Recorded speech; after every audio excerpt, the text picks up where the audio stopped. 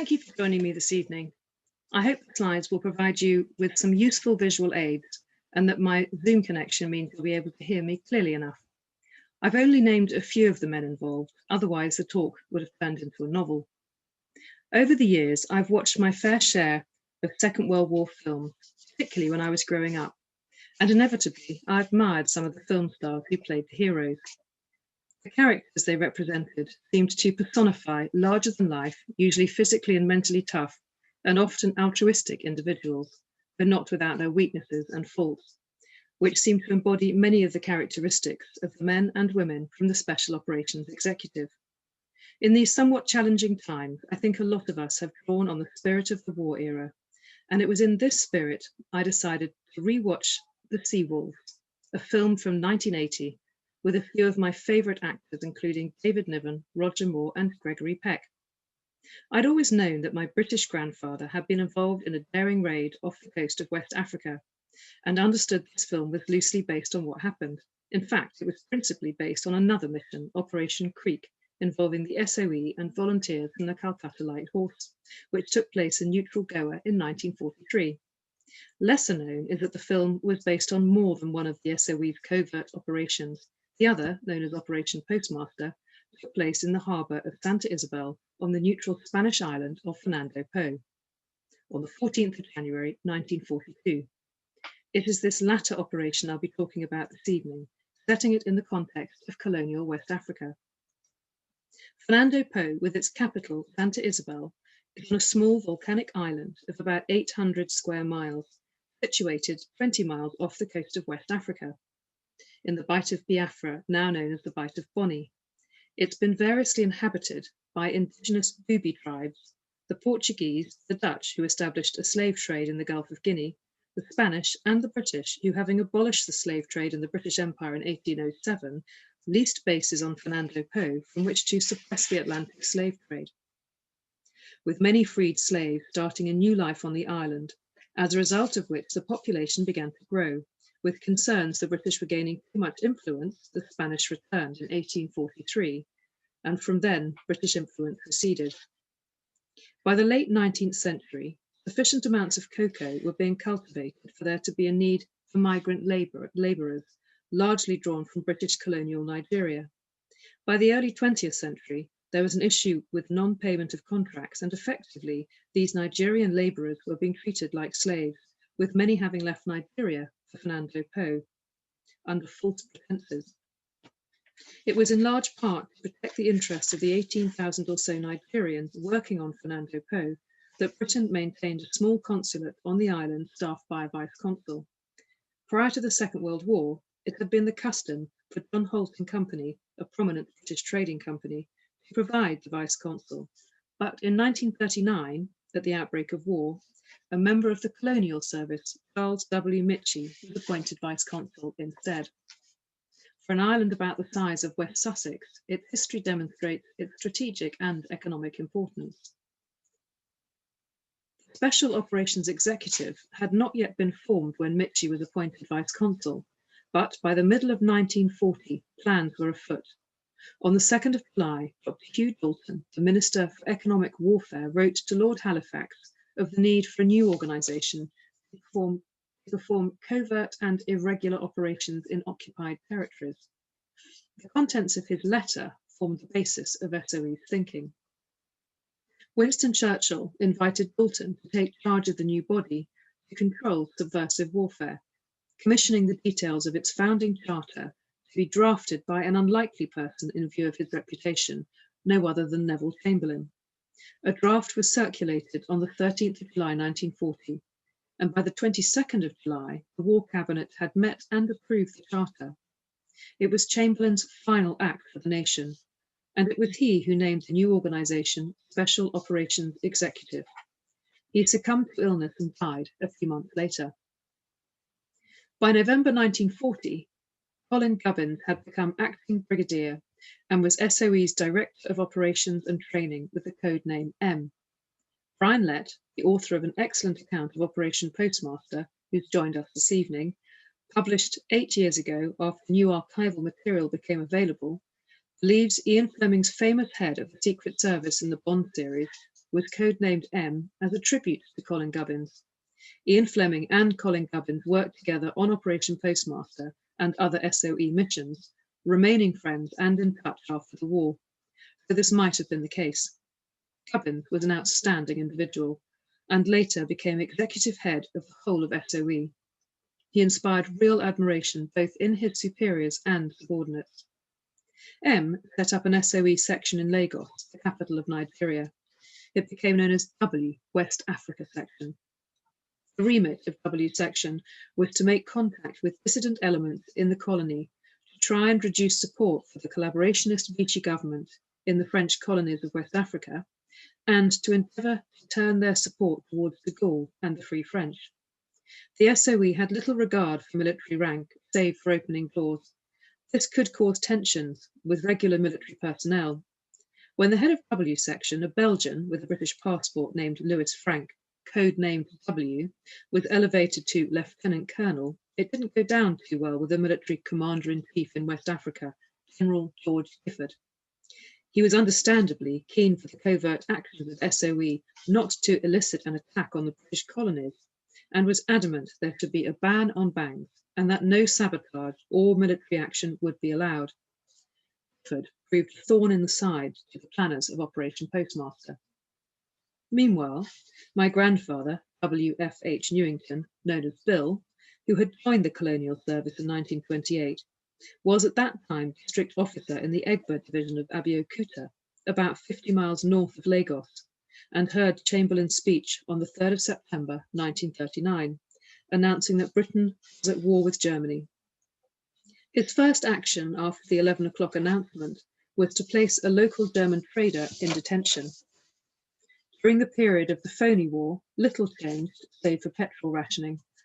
And in February 1940, my grandmother Edme even managed to sail out to join him in Africa via the Elder Dempster line, which had not had a boat torpedoed at that point.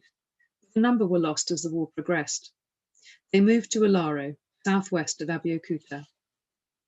British colonial interests in West Africa were surrounded by substantial French territories, and with the tensions between the collaborationist Vichy and the Gaullists, the areas bordering Vichy-controlled territories, such as the Ilaro frontier, were alive with espionage, as well as with Gaullist supporters escaping to join the Free French. The situation in West Africa was complex, but things became particularly so when on the 3rd of July 1940, the Royal Navy attacked French ships at the naval base of Mir el Kabir at Oran on the coast of French Algeria, leading to considerable casualties. It was an attempt to prevent French ships from falling into German hands and formed part of Operation Catapult. The Atlantic ports were in German hands, and the conditions of the Franco-German armistice were such that Churchill felt compelled to issue the French with an ultimatum, and when the deadline passed, a devastating attack took place, damaging or destroying both ships and planes, with a further attack on the ships on the 8th of July. There was considerable shock, and it precipitated a severing of diplomatic relations with the French under Marshal Philippe Pétain, but it showed the British resolve to fight on. The border with Ilaro was swiftly closed, which disrupted corn export from the frontier to Porto Novo and Cotonou, west of Lagos and French Dahomey, causing real hardship. Bill sent native observers across the border into Vichy-controlled French Dahomey to bring back intelligence, the best of whom was the district interpreter, who went on a few trips returning with information on the state of the Dahomey government as well as its military capabilities. Then several days after the naval action at Oran, Bill and Derek Fountain, who was in the colonial police intelligence based at the frontier, together with my grandmother Edme, visited Sakete across the border to assess the situation for themselves. They very nearly didn't make it because a tank trap had been placed at the bottom of the hill on the French side of the border, and their Albion lorry had rather poor brakes, it turned out. Bill ordered Fountain to jump out with Edme while he hung onto the brakes and managed to stop at the edge of a hole measuring 6 foot square and 4 foot deep. They dusted themselves off, then entered the offices of the head of the local subdivision the moment that Pétain was announcing the dissolution of the Third Republic, when Pétain was given dictatorial powers by the National Assembly.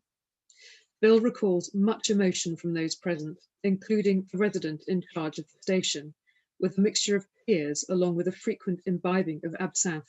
They all said that if the British government moved in and paid their salaries, they would be happy, though their loyalties were clearly divided, as they told Bill the tank trap had been dug to stop protogallists from escaping.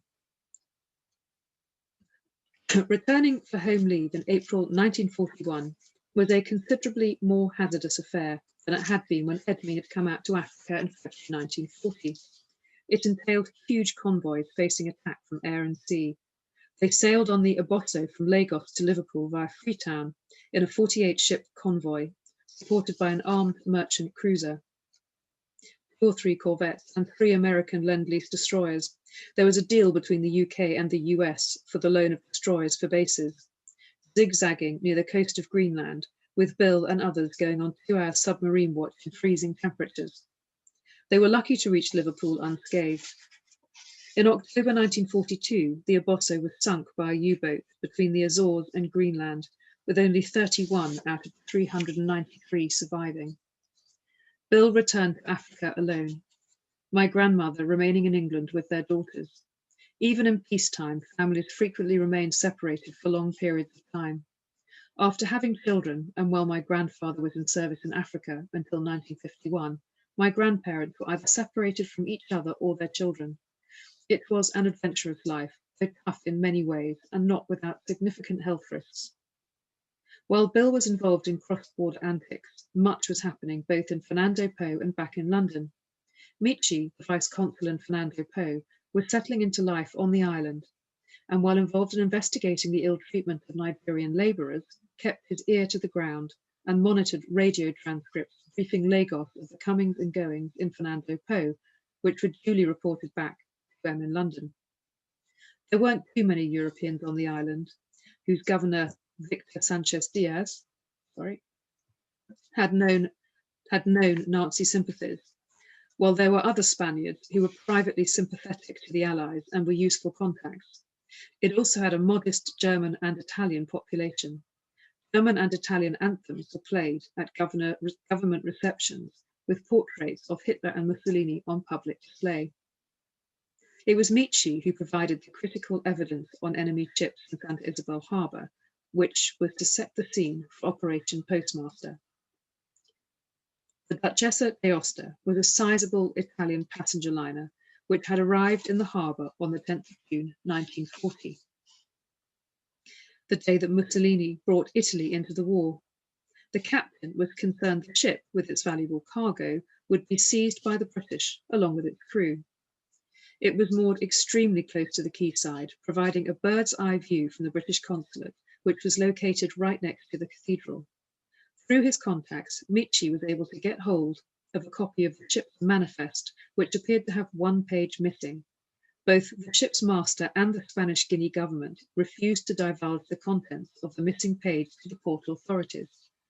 The remainder of the cargo was valued at £221,000 and the liner up to £150,000, which is in excess of £20 million in today's money. There was a suspicion that armaments were listed on the missing page, and the ship's radio was still believed to be active. Fueling concerns, it could be used to track the movement of British ships and make contact with German U-boat submarines which were hunting British convoys. Michi also reported on 2 other vessels which had taken refuge in the harbour at the outbreak of the war, a 200-ton German tug, the Lecomba, with a small diesel-driven barge, the Burundi. There was concern the Lecomba could be used by the Germans if they could get her back into action. He also noted an increasing military presence on Fernando Po, with machine guns mounted at the barracks and other buildings overlooking the harbour. Both W and M began to assess ways to negate these threats. They started by strengthening W's team in West Africa, setting up a training school for Nigerian agents in Olokomeji near Ibadan. John Crosswaite Eyre and Desmond Longe were sent out to West Africa, both highly trained SOE men and in SOE methods, with a brief to train Black Africans to operate against the Vichy French. They travelled to Africa with another SOE agent, a First World War veteran, the Spanish-speaking Captain Richard Lippert. who was destined for Spanish Guinea to gather intelligence. Their 6-week journey via Greenland to Lagos mirrored that of my grandparents who returned to the UK on leave around the same time. Longe later paid tribute to the naval ships, shadowing the convoy for much of the route to protect them from U-boat attacks. Another agent was recruited to SOE locally from within the colonial service, a district officer from eastern Nigeria, Leonard Gies. He had a basic knowledge of Spanish and who, under cover as King's messenger, was regularly able to travel between Santa Isabel on Fernando Po and Douala in the Free French Cameroons by means of a seized German tug. His work proved invaluable. The situation in Fernando Po was causing ever more concern. The Licomba was taking fuel on board. The Duchessa d'Aosta had the top of the funnel painted red and water taken on board, suggesting she was being made ready to go to sea. It was discovered she was sending radio messages to a German-Swiss shipping company in Las Palmas, further fueling concerns that she could form a supply fleet to assist German interests, and it was highly likely the governor would turn a blind eye. Highly unlikely, or highly likely to turn a blind eye. It was also believed that Germany could simply take over Fernando Po with or without the consent of the Spanish. By the 8th of July 1941, M in London had resolved to take action to immobilise these Axis ships. He had something up his sleeve, which W in Lagos did not know about. This was the Maid Honour and its commandos. After the evacuation of troops from Dunkirk, Winston Churchill had immediately approved the setting up of a special force to raid enemy territories. The units formed were known as commandos. An early recruit was Captain Gus Mark Phillips, who during the retreat from Dunkirk found himself diving into a sandhole already occupied by Geoffrey Appleyard from the Royal Army Service Corps. While stuck in the sandhole, awaiting evacuation, they formed an enduring bond. Appleyard was easily persuaded by Mark Phillips to join him in the new unit. March Phillips became troop commander of B Troop No. 7 Commando. He engendered fierce loyalty to his men. Great emphasis was placed on physical fitness and training at their base in Scotland. This elite unit came to the attention of M. The SOE had to work closely with the Royal Navy, the Royal Air Force, and the Army. On the 3rd of September 1939, Ian Fleming was appointed Assistant to the Director of Naval Intelligence, who was Rear Admiral John Godfrey, a man who could be difficult at times. There were frequently tensions between SOE and the Navy, but Fleming was good at diffusing situations and making social connections, including in the Foreign Office and the intelligence services. Soon M was liaising directly with Fleming. Gus March Phillips, having caught the attention of M, was recruited to the SOE along with Appleyard and other members of this elite unit. This turned them from commandos into secret agents and into an organisation which officially didn't exist. March Phillips convinced M to allow him to train a specialist force of commando agents for the SOE. Appleyard was a natural choice to join him. Recruitment was always by way of personal connections. Training took place in Dorset, and Mark Phillips requisitioned an old Brixton trawler named after the daughter of the fisherman who'd originally owned it, Maid Honour. While it had been converted into a yacht, it sufficiently resembled a classic Brixton trawler to pass as one. He liked the fact it was built of wood, which would mean it was less vulnerable to magnetic mines. With an engine fitted by the owner, it had the ability to sail fast and silently, and after being requisitioned, it was turned into a Q ship, belying its innocent appearance. It was decided the trawler would sail under a Swedish flag, though from a neutral country. They recruited Graham Hayes, a childhood friend of Appleyard's, who was an experienced sailor. He had the added advantage of speaking some Swedish, and he looked the part. Another Maid Honour agent was a young Dane called Anders Lassen. He was determined to do what he could to take his revenge on the Germans after their invasion of his country. While training with the SOE in Arisaig in Scotland, he was recommended to M as a suitable candidate for the Maid Honour Commandos. The Maid Honour Commandos trained in Poole Harbour, where they were visited both by M and Ian Fleming in the months they were there. W had cabled M on the 12th of July 1940, saying that action was impossible on Fernando Po. but M knew the Maid Honour force was ready for action. This was M's secret weapon, and one he wanted to deploy in West Africa. However, the Admiralty was not impressed and had to be persuaded. The SOE were regarded as ungentlemanly and frankly dangerous. After a series of meetings with M of the SOE and Ian Fleming of Naval Intelligence, Admiral Godfrey, Fleming's boss, had agreed in principle to allow the Maid Honour to transfer from Dorset to Freetown, Sierra Leone, and sought the approval of the Admiralty, which was eventually obtained on the 26th of July 1941. Had M mentioned his intention to use Maid Honour for a raid on Fernando Po, it's unlikely he'd have received permission at that point. Sailing a Brixham trawler from Poole Harbour to the Gulf of Guinea would have been ambitious in peacetime, but was considerably more hazardous at this stage of the war. The final crew of only 5 sailed out of Dartmouth, having already sailed from Poole, on the 12th of August 1940. The other members of the Maid Honour force left by plane or boat for Freetown, including Appleyard, who would take over if something went wrong with the Maid Honour. All were dressed as civilians, and all had civilian passports. They were on their own. Maid Honour's journey was not without its difficulties and setbacks. They developed engine problems and found themselves stuck off the coast of West Africa in Vichy-held waters. The youngest crew member, Private Buzz Perkins, aged only 17, was the one who succeeded in getting the engine going after being becalmed for several days in great heat and with water supplies dwindling. With the engine fixed, a monsoon and some wind, it meant they eventually reached Freetown on the 21st of September, after a short stop-off for provisions in Madeira. Shortly before their arrival, W had summoned Guise and Vice-Consul Michi to Lagos, where they hatched a plan to seize the liner and its valuable cargo. It was Guise who first considered the possibility of capturing the Duchessa d'Aosta.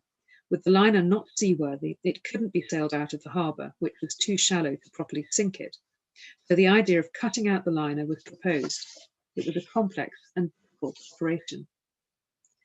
These discussions were taking place while the Maid Honour was wending its way to Lagos, and it was decided that ex-engineer SOE agent Richard Lippett should be sent from Spanish Guinea to Fernando Po to ramp up the intelligence gathering there.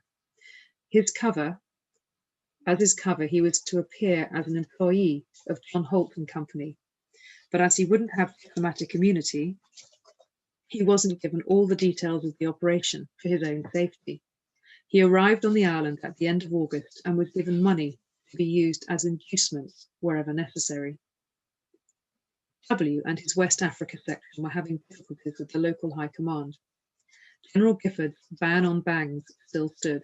He and Vice Admiral Algernon Willis, Commander-in-Chief South Atlantic, were concerned with preventing attacks at the borders, particularly from the Vichy French, and also from attacks on sea convoys.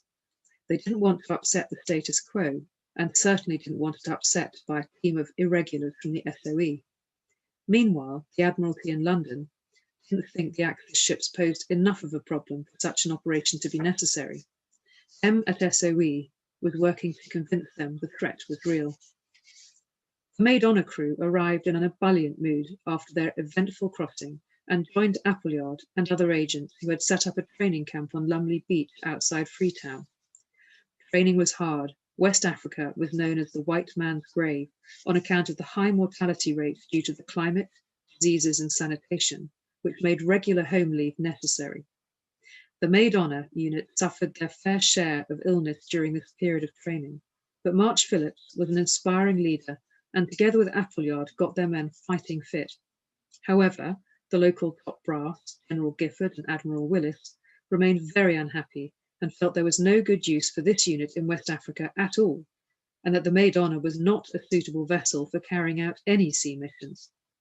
A cable from Admiral Godfrey in London was sent to Willis, and the Maid Honour was instructed to commence reconnaissance missions, particularly looking out for U-boat submarine activity. But still, there was no approval for Operation Postmaster. W used his home leave to further the cause. March Phillips had convinced W it was possible to cut out both ships, and when in London, W was able to convince M as well. W also wanted to remove the ban on bangs and to build up SOE activities in West Africa. In this, he had the support of the governor of Nigeria. W and M submitted a proposal first to the Foreign Office. Once approval for the attack was received, M's next task was to gain the approval of the Admiralty. He had meetings with Ian Fleming, who helped smooth the way to get the Admiralty to agree. Their efforts were successful, gaining approval from the Admiralty on the 20th of November.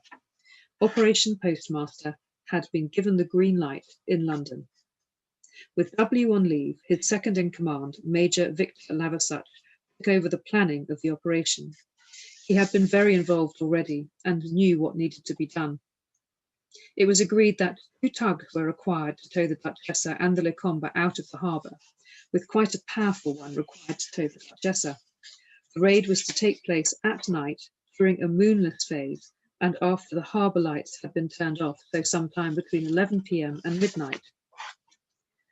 Due to the nature of the harbour, the larger tug would have to navigate the only suitable narrow channel. If the harbour authorities were alerted, they could easily block its exit. They would need expert pilots. It was agreed that March Phillips would lead the operation, though W had his reservations. He was indisputably courageous and enterprising, but he could lack common sense. M overruled him and felt that with March Phillips and Appleyard working together, the mission would be in safe hands. March Phillips was informed, and the Maid Honour Force was ordered from Freetown to Lagos, some 1,300 miles away. Back in Fernando Po, with Michi, who was not one of M's agents due to go on leave, M used this as an opportunity to place 2 of his SOE agents in the consulate, Peter Lake and B. Godden. Leonard Guise was tasked with measuring the chains in order to prepare exactly the right amount of explosives. It was essential each of the anchor chains blew first time round. This was a risky business, and Guise decided to moor his boat in broad daylight and in the heat of the day, row ashore in a dinghy, using the anchor chains as resting points. He had to use his hands and eyes to assess their dimensions and mentally memorize everything while looking like a tired man rowing to the shore, so as not to arouse suspicion. Clearly, there was going to be an issue once the anchor chains were blown so close to the harbour. A considerable thought would need to be put into creating distractions, delaying the garrison from being alerted and the harbour defences from being deployed. Then there was the crew to consider and the level of resistance the raiders might meet. The Duchessa d'Aosta, with multiple decks, had an Italian crew numbering about 40, including 8 officers, while the German Lecombe had 2 German officers and a native crew. In early September, the Reverend Markham, chaplain to European, British and Nigerian community on the island, was unexpectedly invited to a party on the Duchessa and did a bit of unofficial spying until the Italians realised they'd invited an enemy on board and removed him. But he'd gained some useful intelligence, having established the crew were not militarily trained and the security and discipline were lax, with a lot of shore visits involving drinking and visits to the brothel. It was decided to create a diversion which would remove all the officers from their boats and would make it much more difficult for resistance to be coordinated by the remaining crew. The diversion was to be arranged by Richard Liffett. The few European British in Fernando Po, including the consulate, were under constant surveillance by the Spanish authorities. Acting Governor F.L. Sorrelus had inherited this system from his predecessor, who had pro-Nazi sympathies, and while Michi had become friendly with Sorrelus, he still arranged for a photographer to catch Sorrelus in flagrante with his African mistress. Michi told Sorrelus the affair had been brought to his attention, and in gratitude for saving him further embarrassment, Sorrelus relaxed the surveillance regime, making life considerably easier in the run-up to the raid. A series of aerial photographs of the harbour were arranged, it seems by Michi, who took an apparent pleasure flight with the governor's pilot around the harbour. The photographs were used to provide further intelligence for the mission. He needed a diversion on the night of the raid, and for this Lippert had to be creative. He decided the best way to lure the officers off their boats was to invite them to a dinner party, providing a good deal of liquid refreshment in the hope they would become somewhat incapacitated. Of course, this was a lot more complicated to arrange than it sounded. The British could not be seen to be involved at any stage of the organisation or have the payment traced to them, and Fernando Po is a small island. The initial date of the raid was planned for the 22nd of December, but due to the late arrival of the Maid Honour, which had suffered from engine trouble and lack of wind while sailing from Freetown to Lagos, it had to be postponed until the next moonless phase, which was in January 1942. From a planning point of view, this was no bad thing. London agreed to the plans, and a new date was set for the 14th of January. Michi had now officially left Fernando Po to go on leave, but met with Laversat and Guise in Lagos before his final departure. They progressed with the final details, and it was decided that to speed up the operation, they would seize the ships simultaneously, which would require 2 cutting-out teams and 2 tugs. The Maid Honour, a Brixton trawler, was not an appropriate vessel for the task, and it was clear the SOE commandos could not do this alone. They would need additional manpower. There was a great deal to organise, including the tugs and the additional men. Gifford was approached, and so was Governor Bourdillon. The latter provided the use of 2 government tugboats and their crew, but Laversat still needed more men, and he needed Gifford to agree to provide them. Unfortunately, they had an unproductive meeting with Gifford in Lagos, who wouldn't consider the operation without discussing it first with Willis. Laversat was in a fix. They needed the Royal Navy to formally seize the captured Duchessa d'Aosta and the Lacombe as part of the cover story. The problem was taken to M in London, who went to the Foreign Office, who sent a clear message back to Gifford in Lagos to offer all necessary assistance. Unfortunately, the telegram wasn't sent until after Christmas. Without the telegram, Gifford would not budge and persuaded Willis to object as well. However, London had already cabled Laversat to confirm the operation could go ahead, and he left Lagos for Olokomeji, the SOE training camp where the men were receiving further training and celebrated Christmas with a decent meal, crackers and presents. Finally, the telegram was received from London, one that could not be argued with. Laversat and March Phillips then met with Gifford and Willis to discuss the details, but while both men had to agree to the plan, it was made clear they didn't like it, and Gifford refused to loan any of his men. So Laversat and March Phillips made immediate contact with the governor of Nigeria, Sir Bernard Bourdillon, and requested 17 of his men from the colonial service. Bourdillon's support was vital, and with the help of Guise, Laversat drew up a list. Men on the list were known to be the toughest individuals in public service in Nigeria. Bill Newington was on that list. He knew some of the SOE men and had spent Christmas with Guise back in 1936. The list was agreed, and a telegram sent to each of the men firmly requesting their attendance at a meeting at the Secretariat in Lagos on the 10th of January, under some pretext involving a party and 2 weeks' leave. Bill arrived with his friend Derek Fountain. The volunteers were asked if they were willing to go on a sea trip which involved some risk to life and limb. The mission only wanted volunteers, but having been denied permission to join up, both men accepted with alacrity, to use Bill's own words. In fact, none of them refused, and yet none of them knew what the trip would entail, except they would finally have an opportunity to do something for the war effort. With the next moonless phase falling on the 14th and 15th of January, there really was no time to lose. The new recruits left Lagos in the early hours of the following morning on the 11th of January. They had been kitted out and briefed as much as they could be, and were seen off with champagne to toast their success. They sailed on the 2 waiting tugs, the Vulcan and the Nuneaton. Bill was assigned to the smaller Nuneaton, owned by the Elder Dempster Line, which he noted was a very noisy diesel engine craft.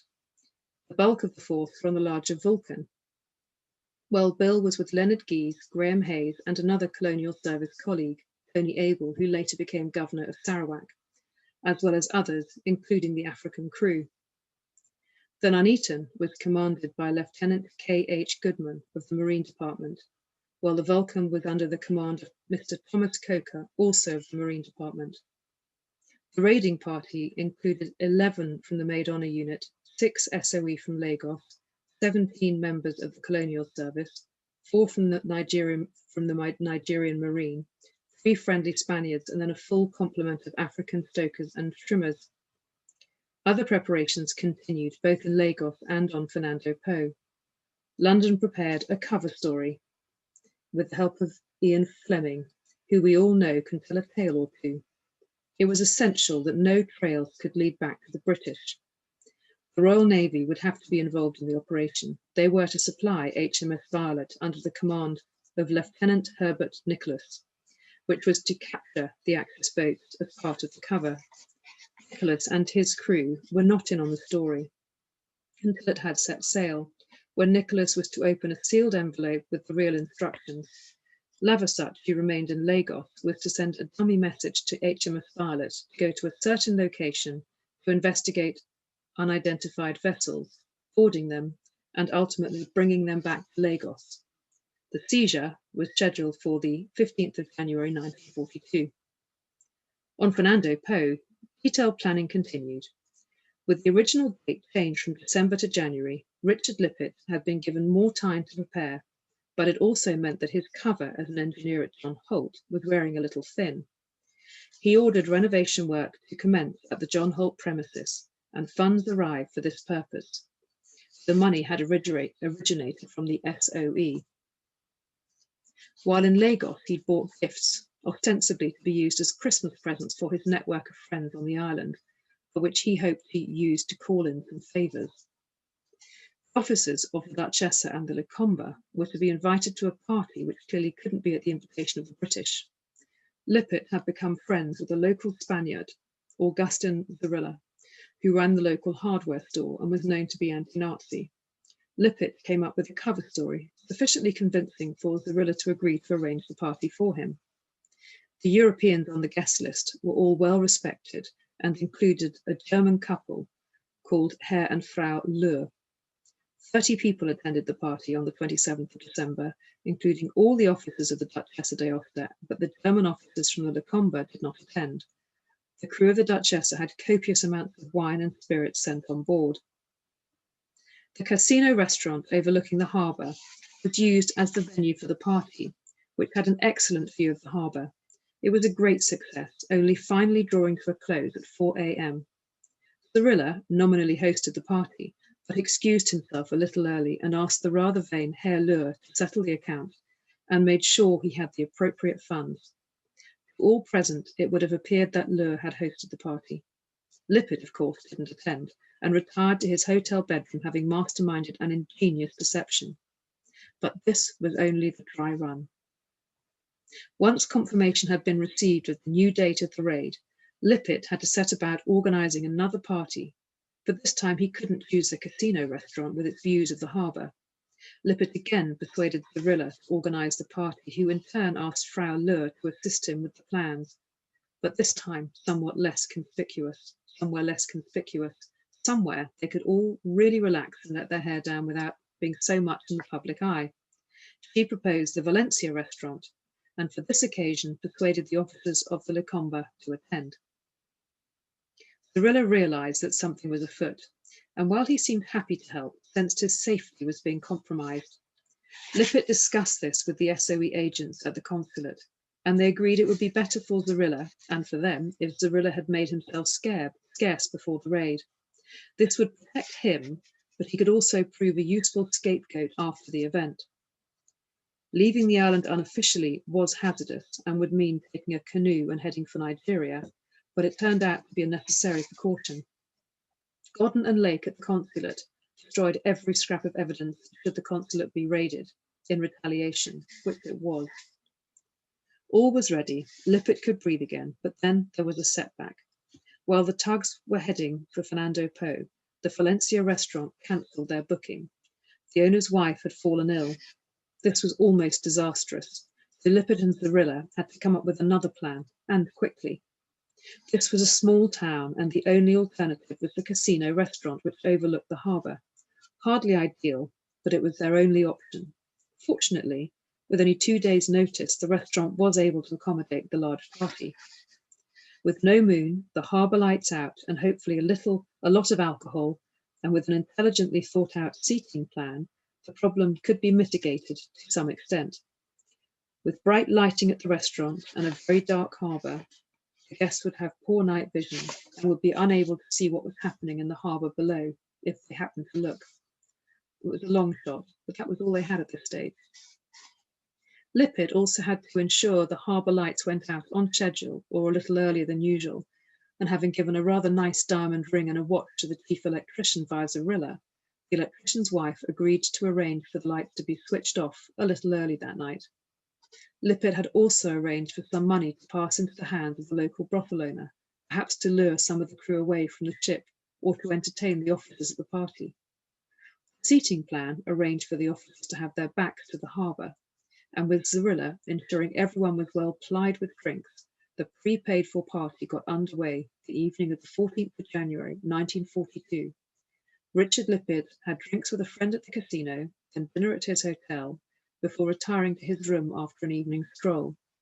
No one noticed Zarilla slipping away from the party at 10 p.m, and no one noticed what was happening in the harbour below.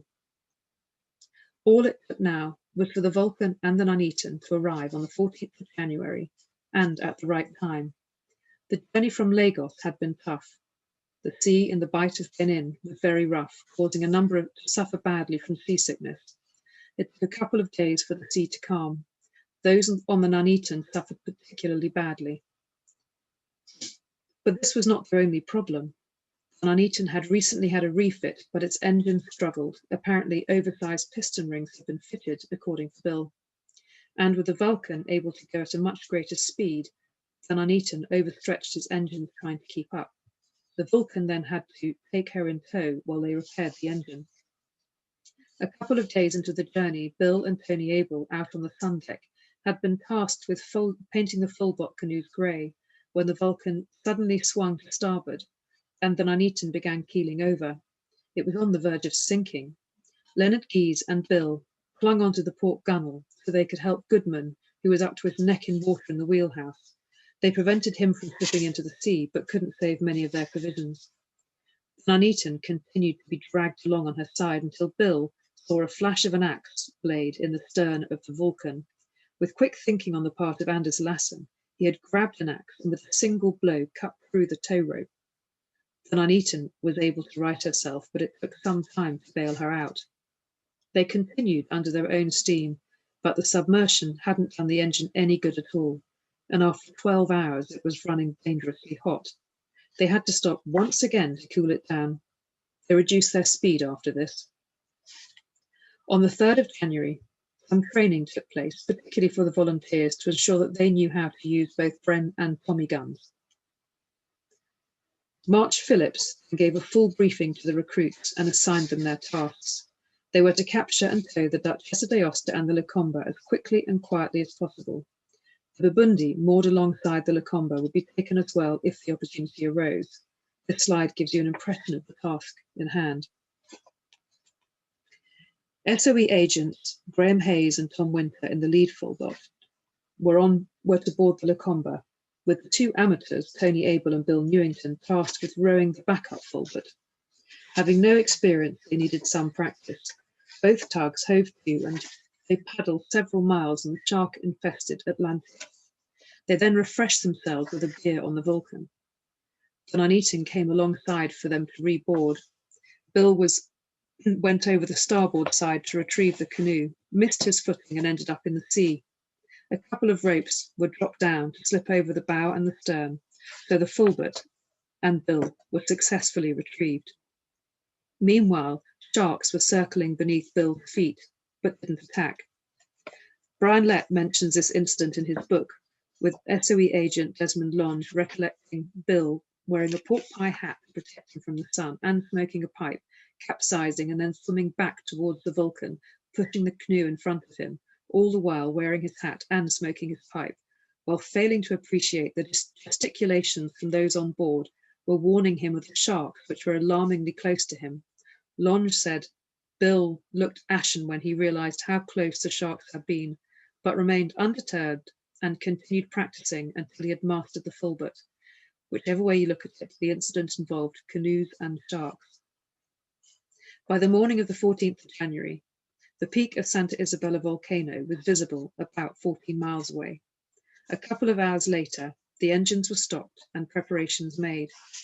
It was decided that Leslie Prout, one of the SOE agents, would remain on board to oversee the engine room of the Vulcan in case any panic was caused with the African crew when the explosives went off. By 5:30 p.m., the vessels were underway again. The idea was for the two full-boats to go ahead of the tugs to give them time to board the Lecombe and to overcome any possible opposition. It was imperative they entered the harbour as planned in the dark once the harbour lights had been switched off. What March Phillips and Appleyard hadn't realised was that Fernando Po and Spanish Guinea kept Spanish time, which offered by 1 hour from Nigerian time.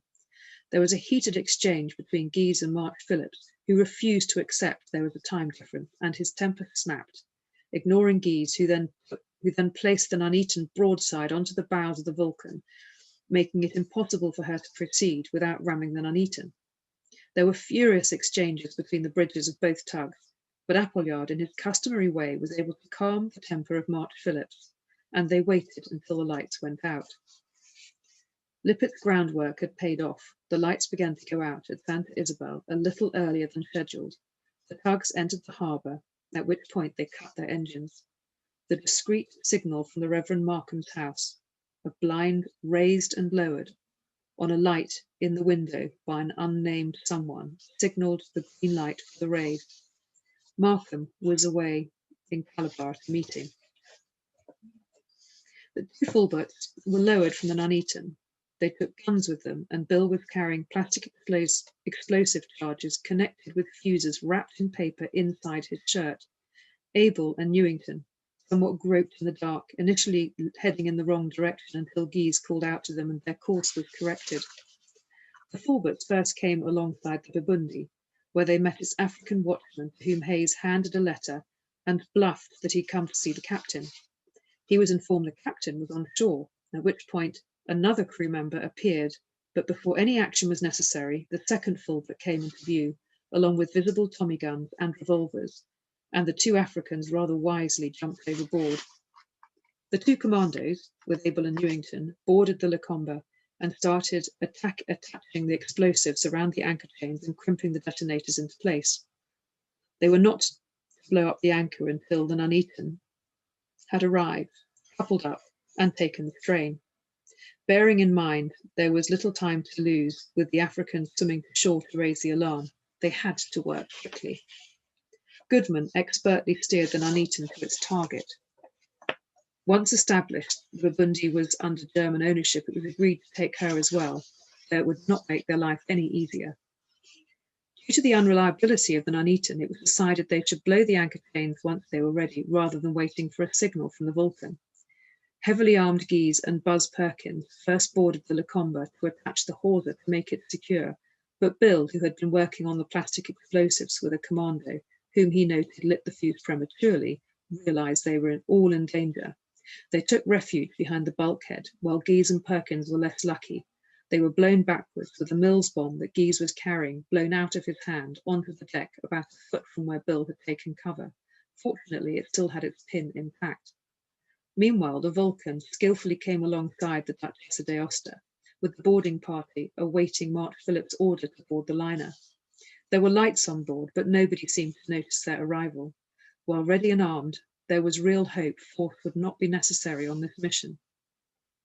The initial party jumped on board, and Lassen secured a line, but the swell of the sea created a larger gap, making it hard for the others to board.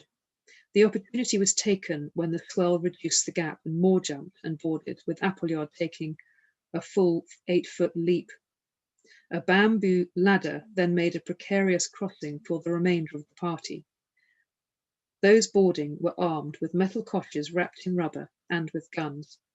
But they met with no resistance, and in fact the first prisoner they took was in his pyjamas. They prevented him from raising the alarm. As with the African watchman on the Lecombe, the watchman on the Duchessa jumped overboard, while his colleague surrendered. One of the commandos, Captain Longe, met with some resistance from an unlikely defender, a pig which was running amok on board and knocked him off his feet in the dark. The explosives party, led by Appleyard, placed their charges. Realizing the increased urgency when they heard the explosives detonating prematurely on the Lacombe, they worked with astonishing speed to complete their task. But they were sitting ducks. It was only a matter of time before the alarm would be raised on shore. Meanwhile, the boarding party secured the radio room and brought the ship and its crew under their control. They found 28 Europeans, along with the African who had surrendered. There were only minor injuries when language problems caused the kosh to be used at one point, and the one woman on board had promptly fainted when commandos burst into her cabin. With the initial explosions, their time was up. This, along with the noise of the engines of the Nuneaton, meant they had to get themselves out of the harbour as quickly as possible. The sound of the bugle on shore raised the alarm, but there was total confusion. With the large amount of alcohol consumed, it had certainly dulled their senses, but people were out on the streets. March Phillips gave the order to blow the cables on the Duchessa, creating an almighty explosion, which meant Lieutenant Leslie Prout in the engine room had to work hard to keep the stokers calm below decks. The Vulcan took the strain, but could not remove the Duchessa from her moorings. Geoffrey Appleyard realised the problem. One of the explosives had failed to go off. He called out that he was going to lay another charge, and his voice could be heard quite clearly from the consulate by the cathedral overlooking the harbour.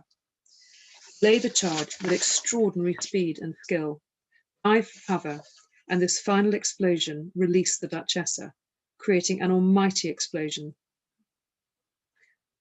Meanwhile, anti-aircraft guns were being fired from the shore. In the darkness, they had no idea where these explosions were coming from. By the time the lights of Santa Isabel were finally switched back on, the Duchessa d'Aosta, Lacombe, Bibundi, Vulcan, and Nuneaton were nowhere to be seen, shrouded in the darkness of the night sky.